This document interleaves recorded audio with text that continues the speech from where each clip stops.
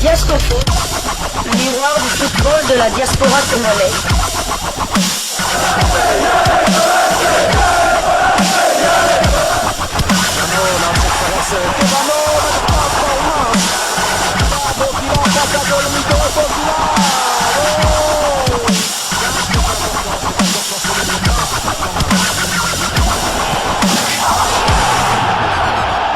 Diasco Foot, le miroir du football de la diaspora congolaise.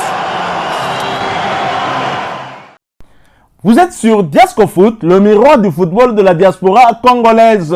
Diasco Foot vous dit bonjour, tout le plaisir est pour nous de vous retrouver, mais surtout de savoir que vous êtes nombreux en train de suivre votre chaîne YouTube dédiée uniquement aux footballeurs de la diaspora congolaise.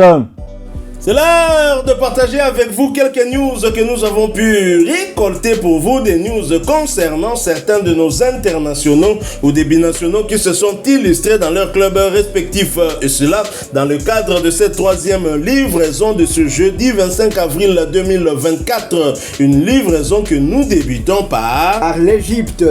L'Égypte où l'on jouait la 16e journée du championnat. Victoire des Pyramides FC 3-2 face à la National Bank of Egypt. Un match spectaculaire et à rebondissement. D'abord, Abel a ouvert la marque pour Pyramide dans le temps additionnel de la première mi-temps, avant que Sempor égalise à la 50e minute du jeu. 2 minutes plus tard, Karim Bambo donnera l'avantage au National Bank. Une fois de courte durée, car Mustapha Fati égalisera à la 55e minute de jeu. Alors qu'ils étaient réduits à 10 après le carton rouge reçu par Sobi à la 59e minute, les coéquipiers de Fiston Mayele allaient faire la différence sur penalty, toujours par Mustapha à la 74e minute de jeu. L'international congolais Fiston Mayele était titulaire avant de sortir à la 87e minute de jeu. Son temps de jeu est de 1911 minutes sur 2536. Il a joué 24 matchs sur 36. 7 buts marqués toutes compétitions confondues et il a délivré 3 passes décisives. Pyramid FC est premier au classement avec 35 points. Il compte 10 victoires, 5 nuls et 10 défaites. 25 buts marqués et 12 encaissés. Prochain rendez-vous, les Pyramides FC se déplaceront sur le terrain d'NPPI le mercredi 1er mai dans le cadre de la 17e journée du championnat égyptien. Cette rencontre entre Pyramide FC et National Bank of Egypt s'est déroulée sous les yeux du sélectionneur des Léopards, Sébastien de Sabre. Venu la veille avec la délégation du TP Mazembe qui rencontrera demain Al-Ali pour le compte des demi-finales retour de la Ligue des Champions de la CAF. Noko Seba, on a donc profité pour assister au match du cyborg congolais. Bien qu'il soit resté muet, Fiston Mayele a réalisé tout de même une bonne performance collective. Déjà présent dans le groupe des Léopards lors de la dernière CAN, Fiston Mayele Kalala devrait sans aucun doute être présent en juin au Sénégal pour affronter les Lions de la Teranga dans le cadre de la 3e journée des éliminatoires de la Coupe du Monde 2026 qui aura lieu respectivement aux USA, au Canada et au Mexique. Voilà, c'est bien comme on le disait, donc hier, ce matin, Sébastien de Sabre qui est venu avec la délégation du TP Mazembe, mais il a voulu faire d'une pierre deux coups, vu que Fiston Mayele jouait aussi hier, donc il a profité de sa présence au Caire pour assister au match de notre cyborg congolais, mais malheureusement il n'a pas marqué de but, mais c'est quand même bien pour lui, pour son moral, qu'il ait rencontré le sélectionneur national. C'est une habitude pour lui depuis un certain temps. On l'a remarqué, le sélectionneur manager des Léopards circule. On l'a vu surtout en Europe. Il était du côté de l'Angleterre, en France, au Portugal et même en Belgique pour superviser certains de ces internationaux qu'il a déjà convoqués et qui ont même participé à la dernière CAN en Côte d'Ivoire. Mais il supervise aussi des binationaux qu'il peut, pourquoi pas, convoquer dans la tanière si, bien évidemment, ils acceptent ce changement de nationalité tel que Aaron Bissaka de Manchester United, et nous voyons aussi un joueur qui est en train d'exceller. Il s'agit du joueur de l'avant-centre de Crystal Palace, Jean-Philippe Mateta. Quid justement de ce joueur? On va peut-être essayer de répondre à cette question demain dans un sujet qui sera consacré bien évidemment à cet avant-centre. Sébastien Desabre qui a beaucoup de possibilités pour renforcer la tanière. Vous avez dit que c'est sûr que Fiston Mayele sera là, mais en même temps ses performances sont un peu mitigées débuté cette saison. Je me pose la question de savoir est-ce que c'est le changement de pays, la Tanzanie, un pays frontalier avec la RDC où peut-être la mentalité ou le climat, tout peut peut-être être similaire au climat de la RDC, surtout Lubumbashi où Fiston Mayele a débuté sa carrière en Tanzanie. Il était peut-être beaucoup plus à l'aise, il s'est intégré facilement, mais peut-être qu'en Égypte, il y a encore des soucis d'adaptation, d'intégration qui fait qu'il n'est pas vraiment au maximum de ses performances telles qu'on le connaît. Mais attention, s'il y a des joueurs qui doivent arriver tels que Jean-Philippe Mateta, cette question sur la convocation du cyborg congolais pourrait être remise en question. Tout à fait. Bon, il faut aussi dire que entre le championnat tanzanien et le championnat égyptien, il y a quand même une grande différence de niveau. Le championnat égyptien fait partie des trois meilleurs championnats d'Afrique. Donc en plus, l'équipe de Pyramide a joué cette saison en Ligue des Champions. Donc ils étaient parmi les 2 ou 3 premiers du championnat égyptien. Donc c'était à tout autre niveau, c'est sa première année.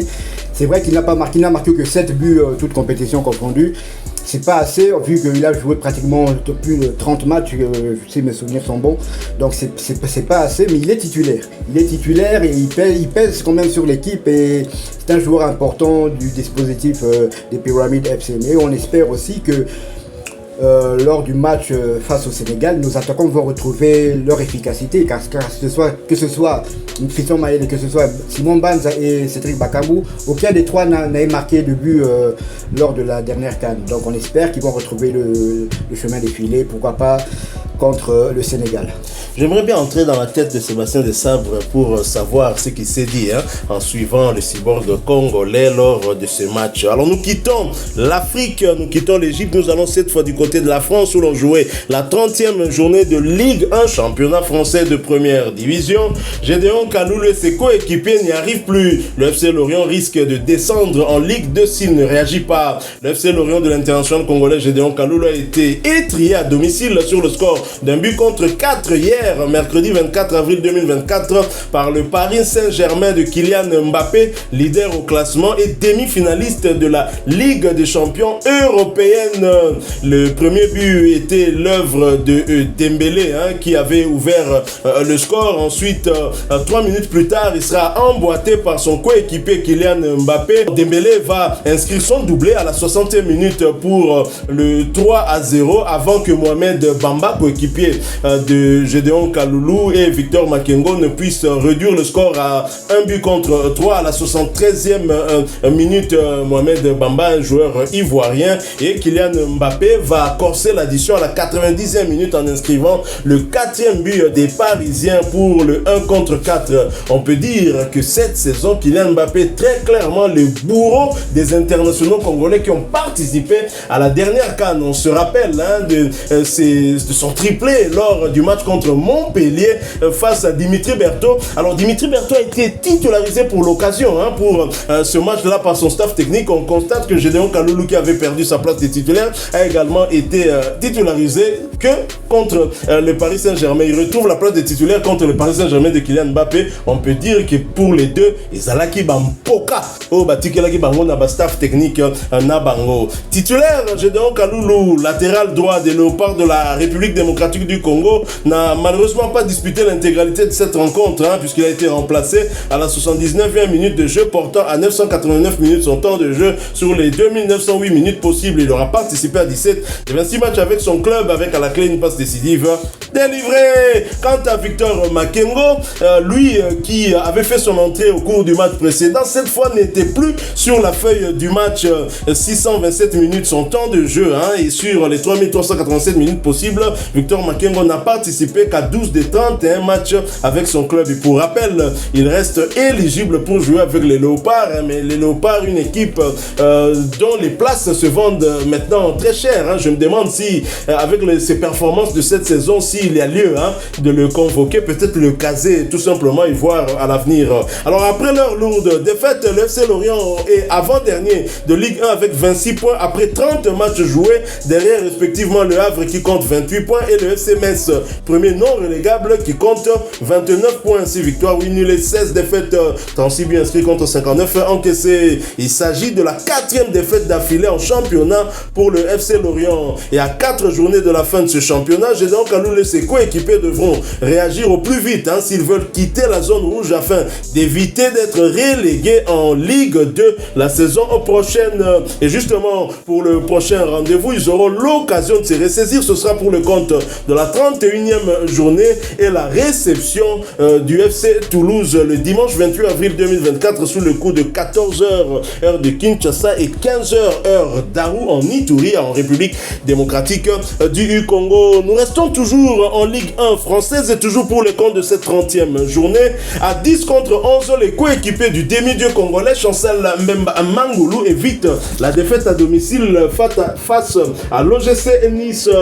Les buteurs au cours de ce match, ce sera d'abord l'international nigérien Terem Mofi qui va ouvrir le score à la 13e minute avant de voir Jonathan Klaus égaliser à la 31e minute pour les locaux. Pierre-Emerick Aubameyang va donner l'avantage à l'Olympique de Marseille sur penalty à la 56e minute, mais les visiteurs vont égaliser grâce à Melvin Bard à la 72e minute. Il faut dire que Pierre-Emerick Aubameyang avait manqué l'occasion d'inscrire le but du break. Son lob du gardien, malheureusement, a terminé sa course sur la barre transversale. Score final, 2 buts partout. Blessé, Chancel Mbemba n'a malheureusement pas pris part à cette rencontre. Après ce nul, l'Olympique de Marseille occupe la 8e place de Ligue 1 avec 41 points, 10 victoires, 11 nuls et 9 défaites. Ils ont inscrit 45 buts contre 37 encaissés. Chancel Mbemba Mangulu voit son temps de jeu stagner à 3187 minutes sur les 3912 minutes possibles. Il aura participé à 35 des 40 matchs avec son club avec à la clé 5 buts inscrits et 2 passes décisives délivrées. Et prochain rendez-vous pour les Phocéens, ce sera pour le compte de la 31e journée du même championnat et la réception du Racing Club de Lens le dimanche 28 avril 2024 sous les coups de 20h heure de Kinshasa et 21h heure de Goma à l'est de la République démocratique du Congo. À cette allure, pensez-vous que Marseille pourrait quand même réussir à gagner une place européenne la saison prochaine? C'est compliqué en sachant qu'ils galvaudent des points à domicile. Bon, c'est vrai que là, ils étaient quand même à 10, mais comme vous l'avez dit, comme il s'appelle, Pierre-Emerick Aubameyang a eu la balle du 3-2. Donc un solo magnifique là, qui a transpercé toute la défense de l'OGC Nice. Malheureusement, son lob a terminé sur la barre transversale. Et la semaine dernière, le week-end dernier, ils ont égalisé à la dernière seconde face à Toulouse. Donc ils ont perdu 4 points. Donc avec deux matchs nuls, ils avancent pratiquement pas. Ça sera compliqué parce que devant eux, il y a un embouteillage et ils devront se reprendre le samedi ou le dimanche à domicile face au Racing Club de Lens. Comment expliquer qu'ils alignent 2 matchs à domicile?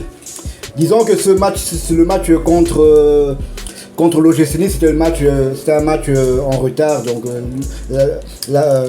le dernier week-end avant les matchs de Coupe d'Europe, les équipes françaises engagées encore en Coupe d'Europe n'avaient pas joué pour qu'ils aient le temps de se reposer. Donc c'est pour ça qu'ils ont décalé ce match-ci cette semaine-ci. C'est pour ça que vous avez vu aussi le PSG jouer face à Lorient et Lille aussi qui était malheureusement éliminé au pénalty face à Aston Villa a aussi joué hier en Ligue 2.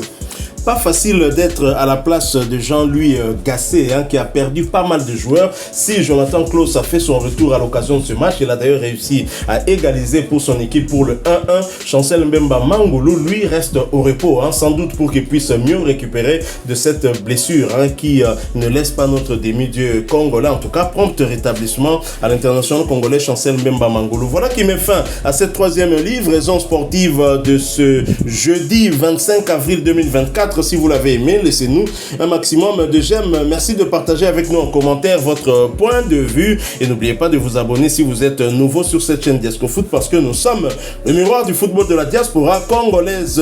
N'oubliez pas aussi d'activer la petite cloche de notification histoire de ne plus rien manquer des prochains sujets que nous allons vous proposer encore une fois. Merci à vous avec espoir de vous retrouver bientôt si Dieu nous prête vie. En attendant, portez-vous bien et Diasco Foot vous dit au revoir.